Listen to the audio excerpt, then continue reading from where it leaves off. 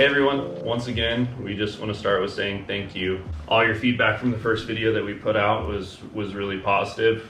We weren't sure what to expect, but yeah, it's been really nice. And honestly, it's been nice for us too, kind of changing things up a little bit and reliving the past, you know? And getting to share the pre-story to Relocating, because believe it or not, building a boat from scratch is not the craziest thing that we've done. So we're once again coming from rainy, cloudy Central California. Quite a different climate than Mexico, as you can tell. But it's been really nice. It's been pouring rain all day and we love it. Yeah. Where we left off, we had sold our first boat, and let's see, we're about 19 now in our timeline. And we came back to the States with our 6-month plan to buy a more capable, more seaworthy, ocean-going boat that wouldn't limit us, and also to make more money to get back out there and do it again. Yeah. And Garrett fell in love with wooden boats. On that boat search after we came home, we actually looked at quite a few boats, and we didn't look at a wooden boat first. It was a few boats in, but we also did put a down payment on a Formosa 41, but decided fall in love with that boat. Not to go through with it, and then but I'd already gotten the bug. I'd already gotten the, I saw my first wooden boat and I was just like, there's no other option. That's just the way it has to be. And we did totally open our search too. I mean, we were looking East Coast, we looked at a few boats in Alaska even.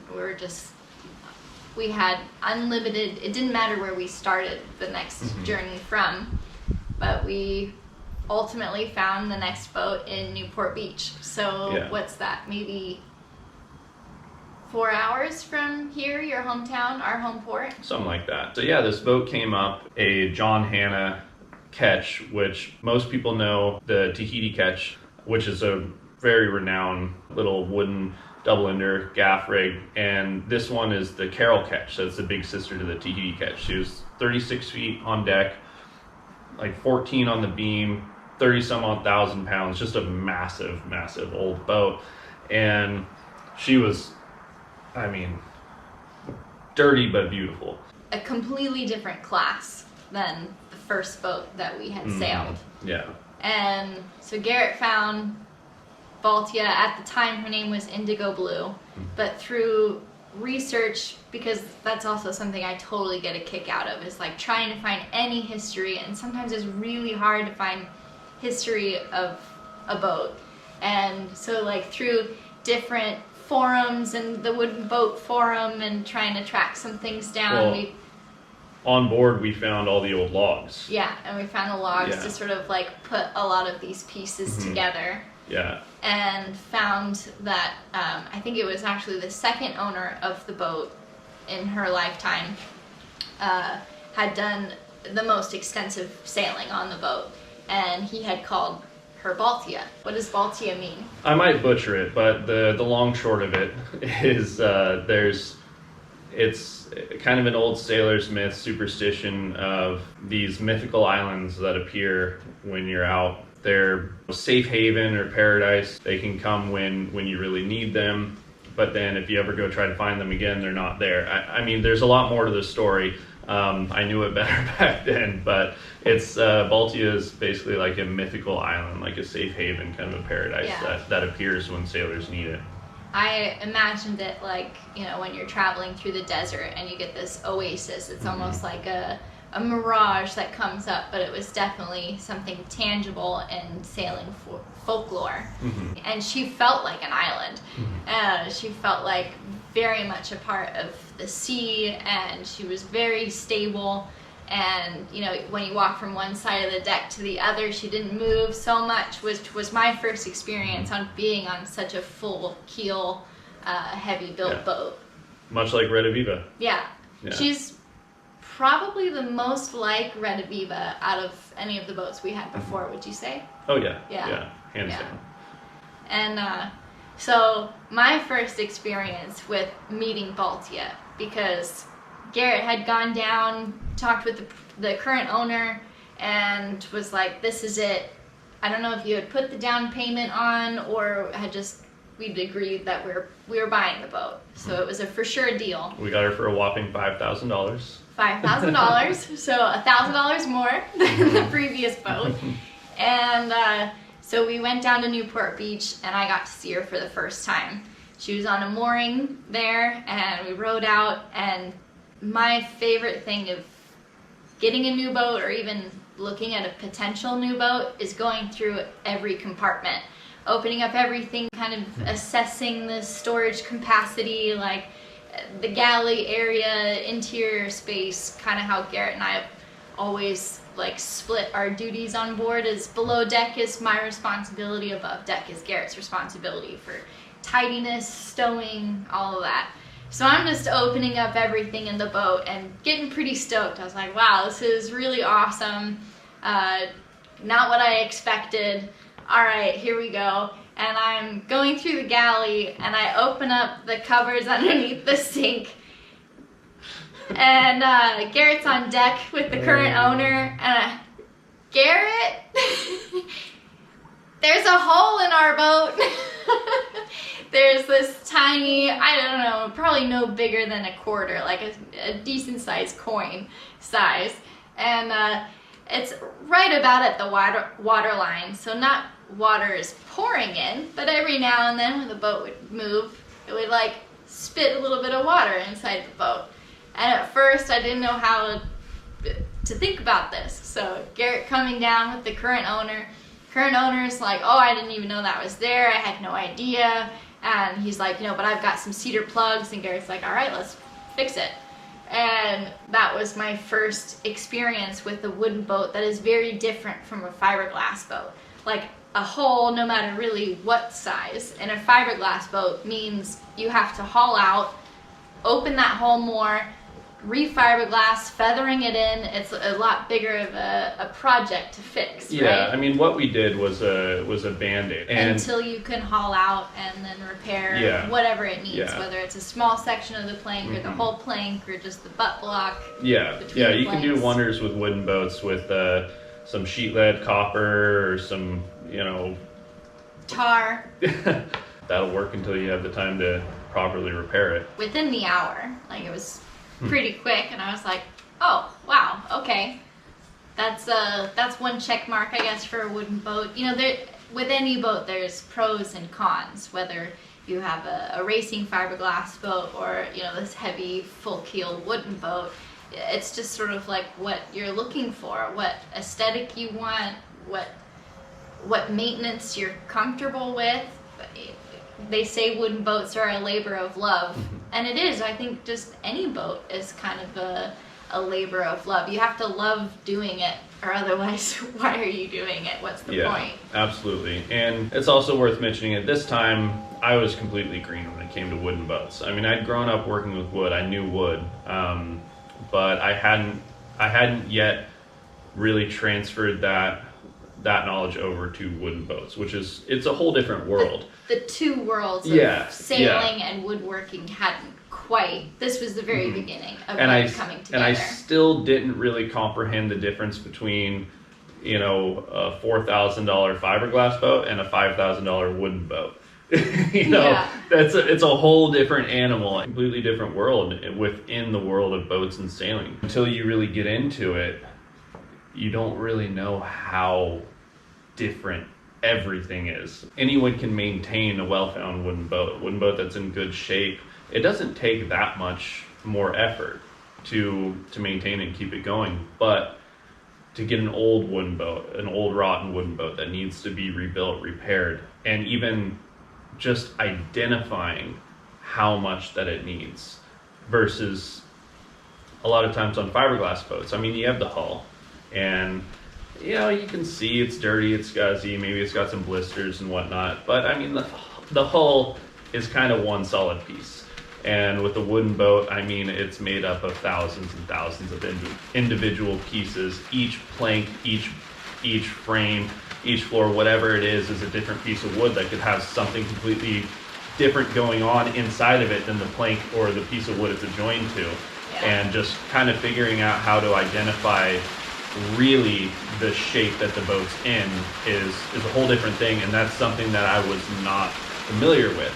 Yet I was completely just, I was completely consumed by it and captivated by it. I wanted and I needed to know and learn everything that I could about it. So went into it like I've done with everything else in my life, just dove in head first. Yeah. After we assumed ownership of Baltia, we had to get her from Newport Beach up to our home port of Morro Bay. I had brought the boat from Newport to Long Beach, then to Marina Del Rey, and then back to Long Beach, because by the time I got to Marina Del Rey, I had realized that there's no way I'm taking this boat around Point Conception. Like, structurally, it can't do it, and she needed the work now. Yeah, and with the wooden boat, I mean, we couldn't just haul it out at any yard there because insurance, the shape that it was in, most boat yards wouldn't even look at it. So it kind of became our only option to get it back home was to put it on a truck. So that's what we did, and we brought it to the hometown boat yard. We couldn't do any extensive refits on it, put some fresh paint, and then launch her and take her around the corner in Morro Bay, and just kind of home base out of Morro Bay for a little bit while we just kind of slowly rebuilt the boat. We found a really great slip to keep Baltia at where we lived, and Garrett again worked full-time on the boat, and I had a job in town. We were kind of getting into a routine with the boat, and so we're like, all right, things are happening, we're figuring out where we want to go from here, and with that routine we often get bored. And we look for something to change it up or whatever. So we took the spontaneous trip to the animal shelter, and that's where we met Swab. Yeah, if you would have asked us the day before if we were going to get a dog, we'd been like, I don't know, haven't thought about it. But one morning over coffee, we decided to go to the Humane Society and just, look at the cute dogs. Yeah, let's just take a walk, and yeah, we met and fell in love with Swab and our awkward puppy. Our little awkward puppy. And we took him home that day. They even offered, you can think about it, take some time, but we knew Swab was going to be a part of our life. And so he came home with us. So Swab has been with us from our second boat through Rediviva. Mm-hmm. And he was 6 months when we got him. And big old paws, little dopey thing. And definitely still a puppy and needed some training on what he can chew and what he cannot chew, especially on a wooden boat. Well, he was a really good puppy. He's always been really mellow, but the only issue we ever had with him was he liked to chew a few things. And so when it was a shoe or Roos underwear, it wasn't a big deal. But the last time he ever chewed anything was when he chewed one of the pieces of teak trim on the boat. Oh, yeah. Not okay. And he got that message, and he never chewed anything again. Yeah. And he was very shy of everybody. I mean, still to this day, it takes him a while to warm up. Yeah, he had some real issues with fear, and he was terrified of people or anything that moved, really. Yeah, even other dogs. The slip that we were living on was pretty close. We kind of called it Swab's Beach because it was this tiny little beach that we could take a short walk to, and that's where he would go to do his business. Walk there every morning with coffee. Yeah. Play with his tennis ball and just be a goof. And then that was his best friend, his tennis ball. Yeah. He's always had this infatuation with tennis balls. If you ever want to make Swab's day, you just get him a brand new canister of tennis balls, and he's having a ball. Settling into life. I think that's the best way to put it. Yeah. We did kind of settle in, because once we started tearing into Baltia, you know, looking back on it now, it's kind of, it's always been mixed emotions looking back on Baltia, because at the time being our first wooden boat, not having the knowledge and the understanding of wooden boats that we do now, when I started tearing into her and I started finding more and more, more and more rotten planks, rotten frames, and I was just like, oh man, this is so much, and kept going. And that just kind of turned into kind of chasing the issues, chasing the projects. And also there's not a boatyard facility that we could haul the boat out and do real repairs. It was very limited what work we could do. Yeah. So we were just kind of trying to stay on top of it and come up with a plan. And it coincided with a lot of big events in our life, like getting married. Got married. And Garrett proposed to me on the boat. Mm-hmm. I came home from work one night and I kind of had a sense of something, like he was acting a little funny over the phone or whatever, and just walking down the dock, and then he had candles lit, a table in the little cockpit area with a tablecloth, and had made dinner. And I was like, this is out of the ordinary. But it wasn't until about dessert time that you proposed. Mm-hmm. And yeah, we started the next chapter in our own personal relationship towards commitment. Yeah. And we've often joked that the only commitment we're both really good at is to each other. Commitment to one boat or one direction, one goal.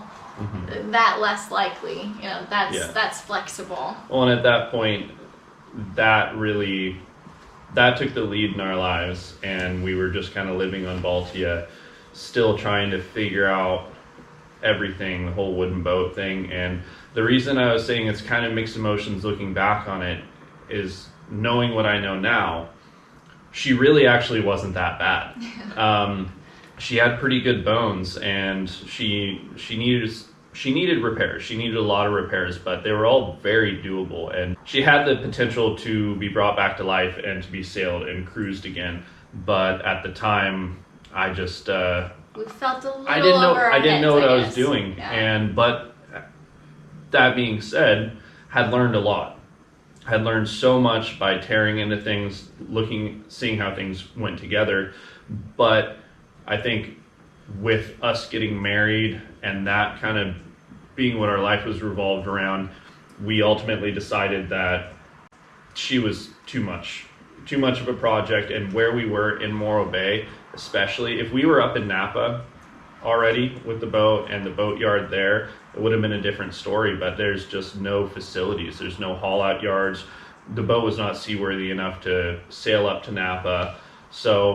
And we did think about, at the time, a lot of other ways to work around that, because we had already trucked the boat once before. We also thought about finding a property to truck the boat to. Mm-hmm. Kind of looked at that avenue, and ultimately, after our wedding, which brings us to age 20, so we're 20 years old. Young and broke too, so. And we didn't have much money. Yeah. And so we're freshly married, and I don't know, just like that energy of where we wanted to go in our life, and it was very obvious that this boat wasn't going to get us back to Mexico anytime soon, with the knowledge that we had. Mm-hmm. And although we kept making decisions to the best of our knowledge from that point forward, it still took a good amount of time to get where we wanted, but It's all stepping stones. And so I think we attacked the other boats a bit differently from Baltia going forward. Yeah, everything was a learning experience for sure. Decided that we should find the boat a new home, somebody that had deeper pockets that could hopefully do better by the boat than we could at the time. And we decided to move up north to Ruth's hometown. Well, actually, the next boat moved us up north. because again, after selling Baltia, I mean, even getting her on the market, and around when we were getting married, we had talked about, you know, once again, we could buy a boat anywhere. And so we looked all over, the search began once again. And honestly, it never stops for this guy. I constantly, even today, will catch him searching through Yacht World and Craigslist. It's his boat porn. He never stops. Yeah, it was a completely different boat that was for sale in the Napa Valley Marina that brought us up to Napa, and we're like, hey, we should go check on it, see what it looks like, because also Ruth's parents, her family still live there. Like, we can see the family, hang out, see the boat. Why not? Let's take a trip to Napa. And so we got there, and we checked this boat out, and it was really, really cool, but we knew that it wasn't going to work out because, I mean, for the two of us and our now having this big old dog, the interior was just so tiny. It was too small. And we were really bummed because we loved the boat. It was really cool. But as we were kind of sitting there staring at it after going through it, we met, you know, this really cool, eccentric, salty character on the dock, and we started talking, and I think we had coffee over on his boat, and we were just talking. He was telling us his life story. He's a big lover of wood boats, and, and so he was also just sharing a lot of knowledge with Garrett, and, you know, we were sharing what we've done so far, and he was sharing what he had done, showing us a lot, old photographs. And then somewhere, I don't even know how it happened, but he just was like, you know, I've kind of been thinking about selling this boat. And we're like, we might be interested in buying this boat. Yeah. So it was a 1959 Kettenberg 40, which honestly is very different from anything that we would have looked at. I mean, Kettenbergs were built as kind of ocean racing boats. They did a lot of transpac. They're really, really nicely built boats. They're plankton mahogany, you know, bronze fastened, built really well, but built very light. Not really, I don't know, kind of not really what we were pursuing, but at the same time, just it seemed to fit. It seemed like the stars were aligning, or the universe was saying something, and Steve, the owner, was so cool, and just spending a whole afternoon on the boat just sort of seemed like, why not? And he was willing to sell her for what we had sold Baltia for. So we had this chunk of change that was burning a hole in our pocket, and he was like, I'll take that. And this 40-foot mahogany, you know, sailboat just right there. And there was no engine in the boat at the time, but he had one. And the major issue with Bravada was she had a lot of transom rot. So the transom needed to be rebuilt. The whole stern was rotted out, but the rest of the boat was not bad. They were built as race boats, ocean racing boats, so they're framed really lightly. So they have Kettenbergs have kind of a known issue of having a lot of broken frames because people would race them really hard. And as they age, they've got skinny little steam bent oak frames, and a lot of them would crack just under the stress of ocean sailing. And this was our in to the Napa Boatyard. So ironically, I grew up in Napa for the most part. My parents still live there, and as you know, that's where we finished Rediviva. But this was our first project in the Napa Valley Boatyard, and Steve, the current owner of Bravada, put his name on the line. He was like, I believe in these kids, and I think that they're gonna do what they say, and if they don't, it's on me. I'll take the responsibility for it, which was huge because the boatyard, they get a lot of people that come in there with these lofty goals and dreams, and a lot of people don't finish, and then they're left with the boat, the problem, and oftentimes they can't resell it, can't get their money back, and the boat ends up staying in the yard and ultimately will die there. So this was our in. Yeah, Steve was really cool. He had he had confidence in us, even though we just met, and he knew the boatyard crew pretty well. So we were able to haul the boat out to address the issues. And I remember when we were talking, they thought you were crazy. Everybody thinks I'm crazy. Maybe you are. But at least you're true to your word. Yeah, but we wanted to haul the boat out to repair the transom. I had to repair a handful of frames, and we also didn't have a lot of money.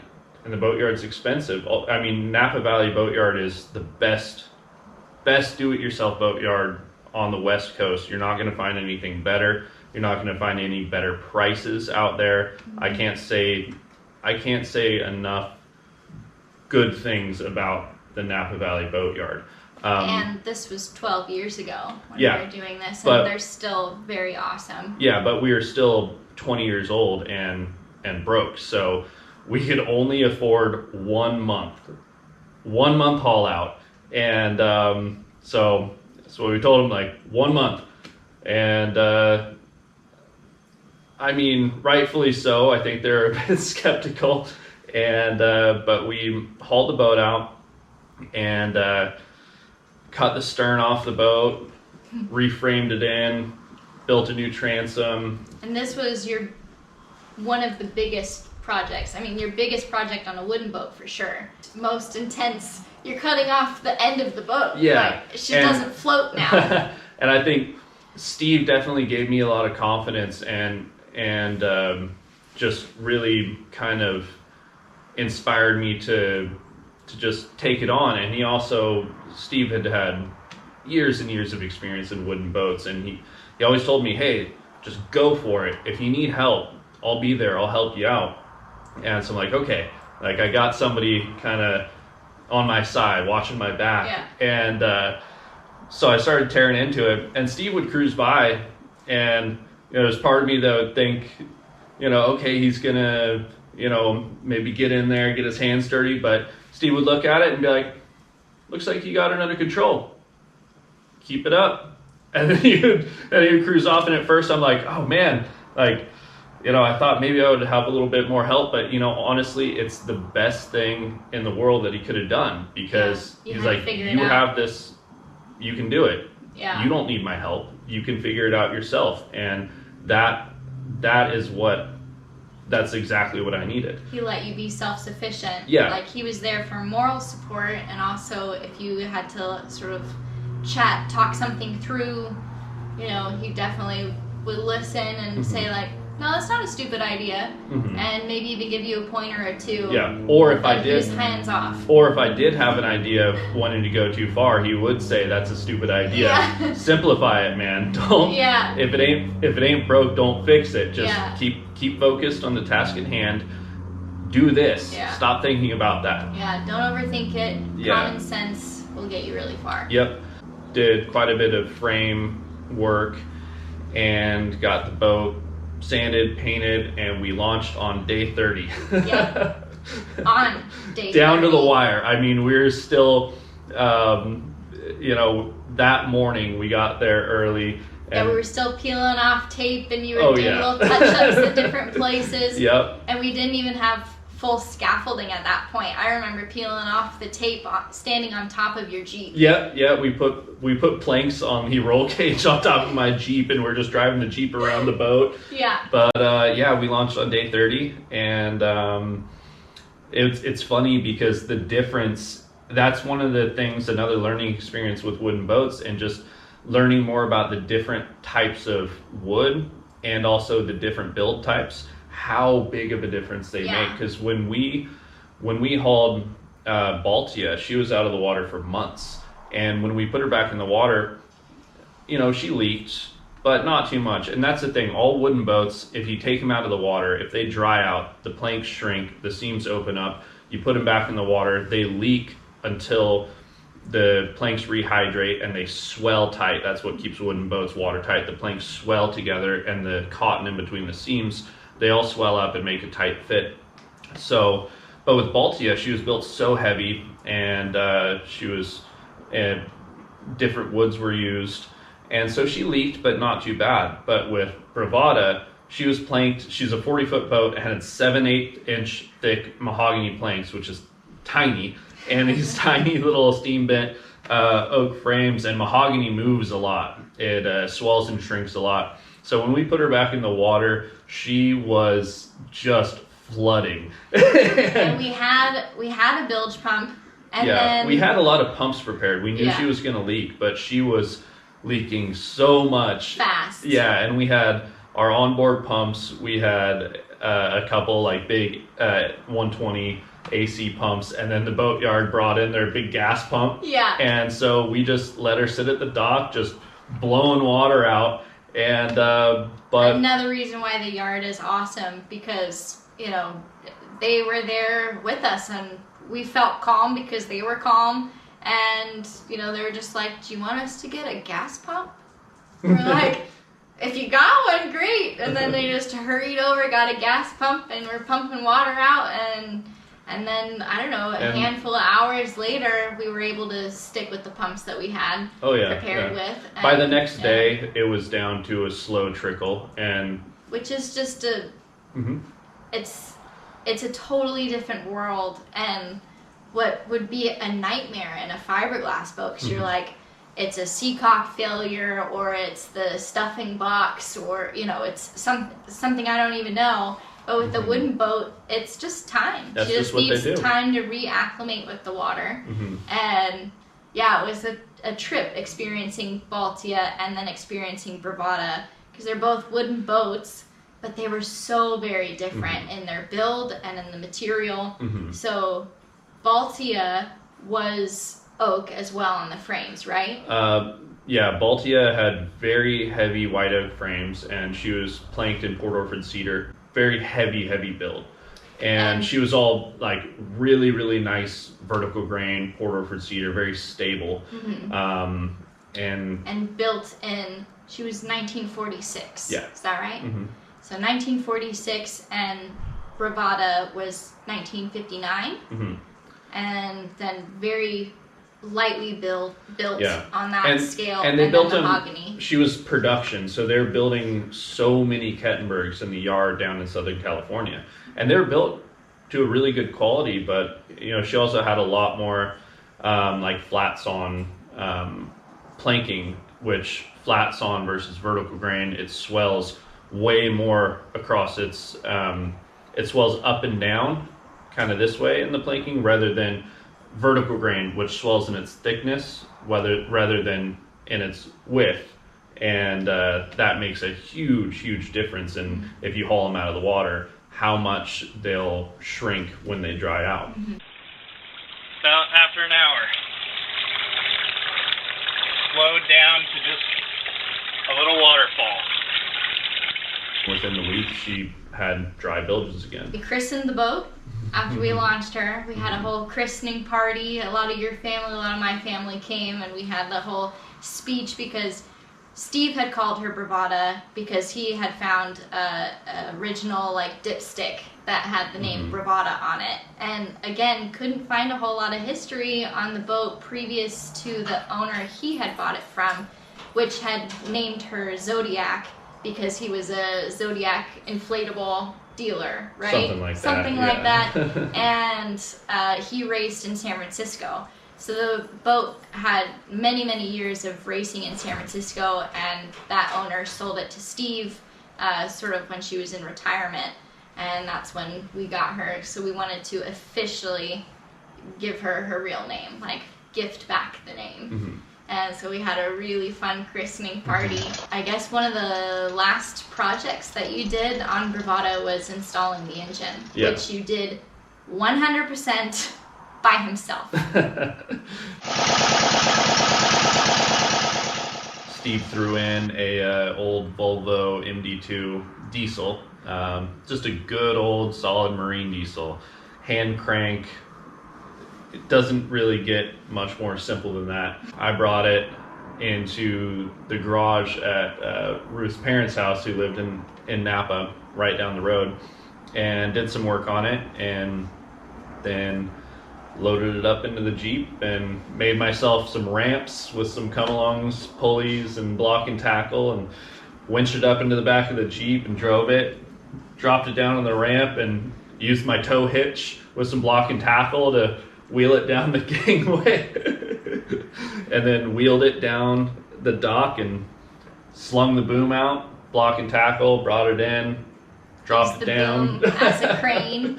Yeah, got it in place. And I think we have a good photo of it dangling in the companionway, because there aren't too many photos, I think, of the engine install, because you were working by yourself. Yeah. And which to me it was no big deal, because we had already done that on Black Pearl. I mean, it's the exact same thing, just slightly heavier engine, bigger boat. A bit heavier, huh? Yeah. So replaced a lot of the, the stuffing box and all that kind of good stuff when we're out in the boatyard. Mm-hmm. So it was kind of at about this time that feeling started to come back of... Wasn't necessarily boredom or feeling in over our heads with Bravada. It was more of a feeling of, when we had left Mexico and sold Black Pearl, this wasn't the exact boat we had in mind. Yeah, and like I was saying in the beginning, she's not the type of boat that we normally would have gone for, but the circumstances, we fell in love with the situation. The boat, she was beautiful. She was a beautiful boat.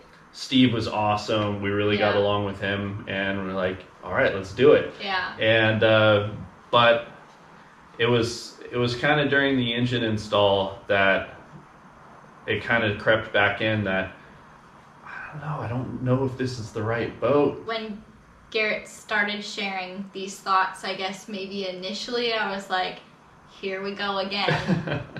Will the boat ever be right?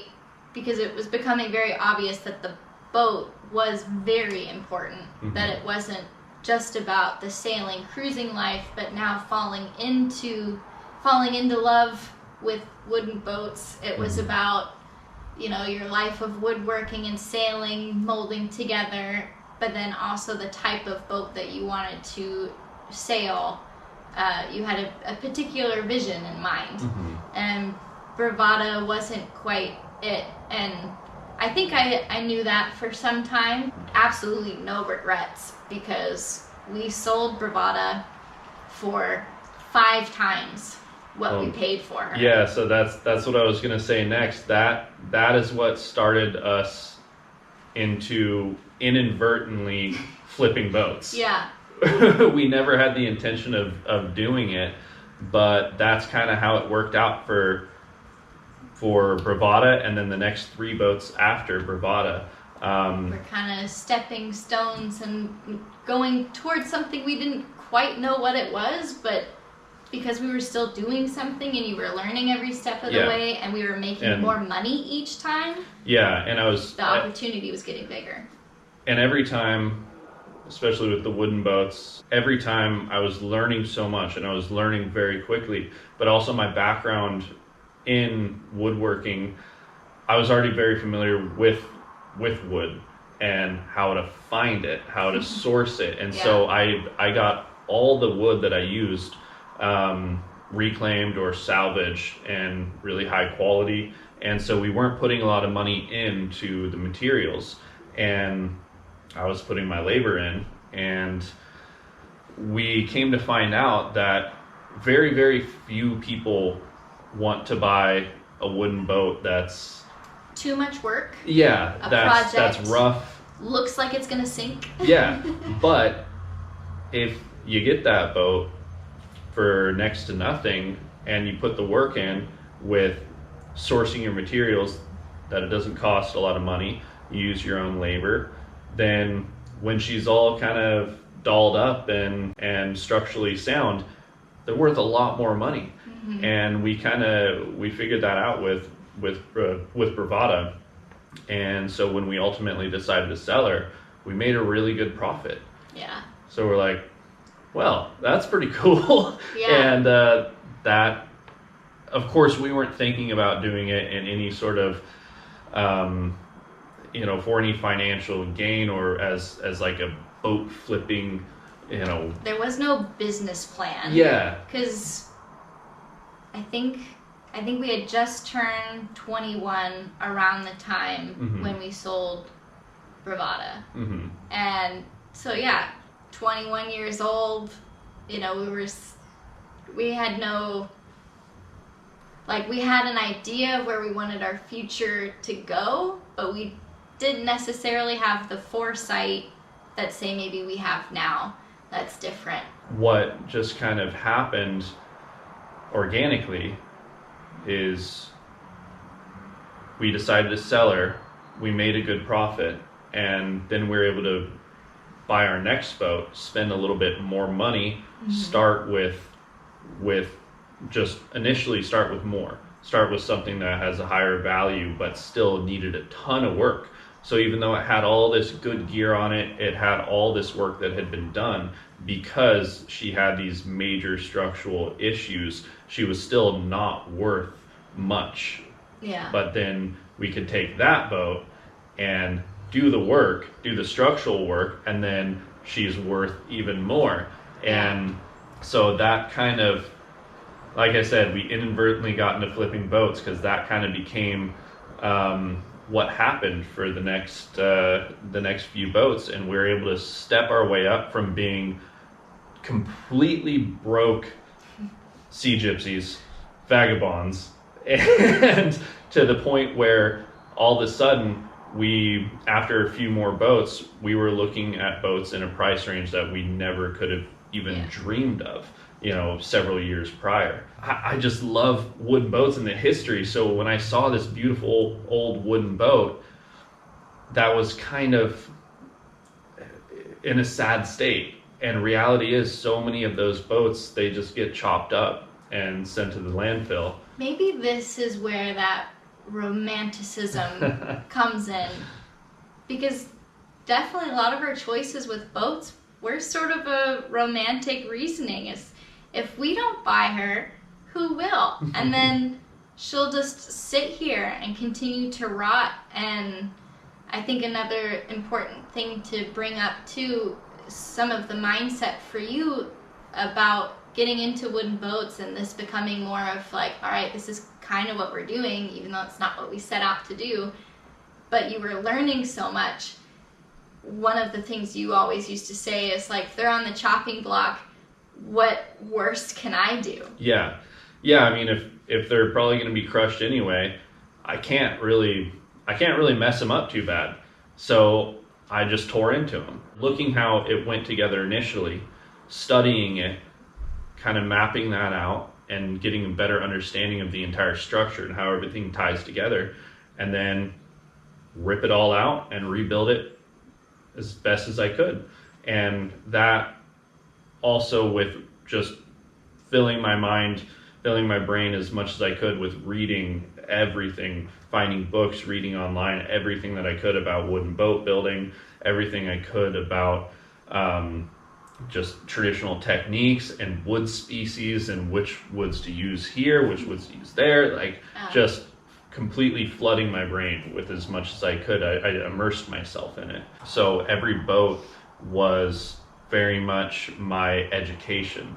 Every rebuild, every restoration was my education in wooden boat building.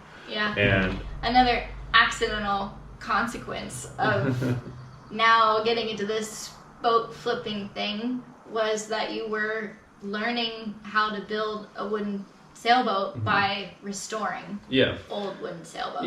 And I'm sure in the beginning I did some questionable things. I'm sure in the beginning my work wasn't, it absolutely wasn't perfect, but again, it's better than what it was. And I was learning and making progress with every different boat. At one point, I had been seriously considering going to one of the few wooden boat building colleges. And I never even thought about going to college before. It wasn't even, I didn't think about it. It was absolutely not. That's Hell not no. for me. No. Yeah. But I was like, oh, there's a wooden boat building college, and it's not even that long, but there's a tuition. We did consider it multiple different times. Yeah. And every time we sold a boat before buying the next one, it was definitely back in the conversation every time of, all right, we're looking for boats. If we don't find one or whatever, it was definitely a possibility. Yeah. And there were a couple different schools that you were looking at, West Coast, East Coast.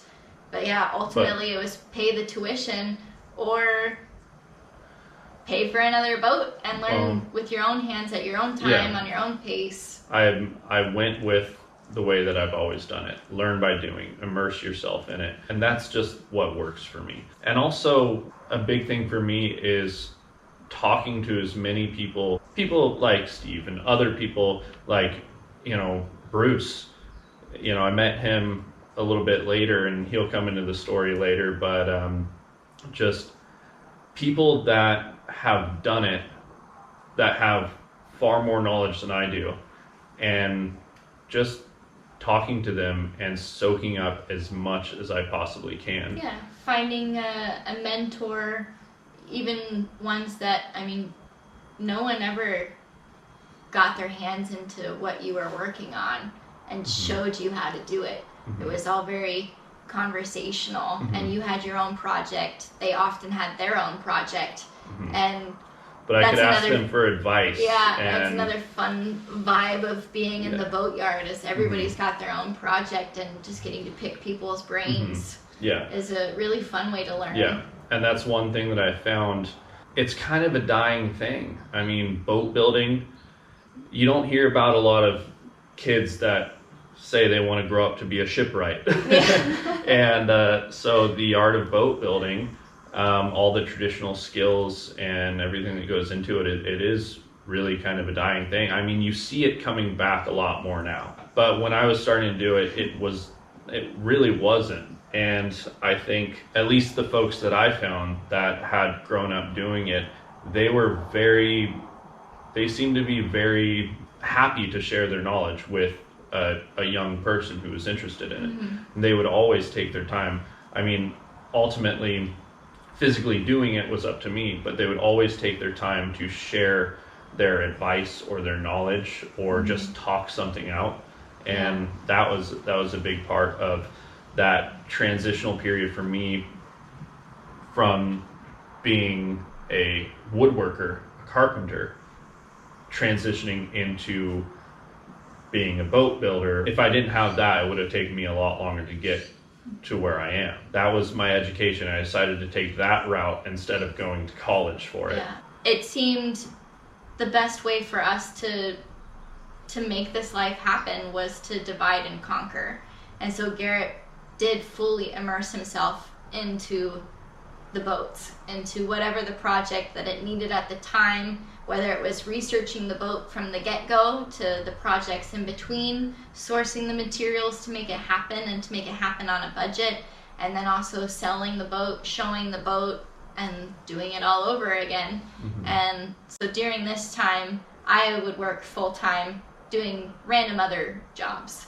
At the time, through Baltia, I worked at a hotel front desk, and then when we moved up to Napa, I worked at multiple different wine tasting rooms. Then I worked for a wine shipping company, and that kind of carried us through those wooden boat projects. Kind of kept that same format through most of our boats, and we just keep our living expenses down because the boat is like everything.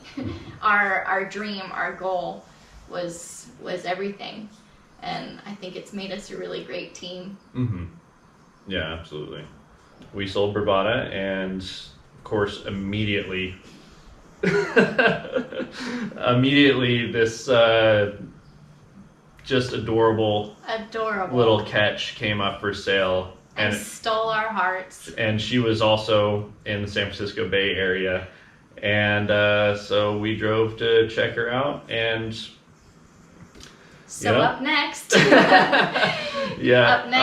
up next will be Ronan. She was a 1951, as far as we know, we had no information of the boat. The research that I did and just comparing her to different boats, we believe that she's a 1951 Ralph Winslow ketch, just about 30 feet on deck. We ended up completely copper sheathing the bottom of the boat the way that they used to do it way back in the day, and so we'll go through that whole process, and that will bring us up to the point when Ruth says, Garrett, no more wooden boats. I want to go sailing again. I want to go sailing. Then we went back to fiberglass for a little bit. For a little bit. Didn't last too long. But more to that story next week. Yeah.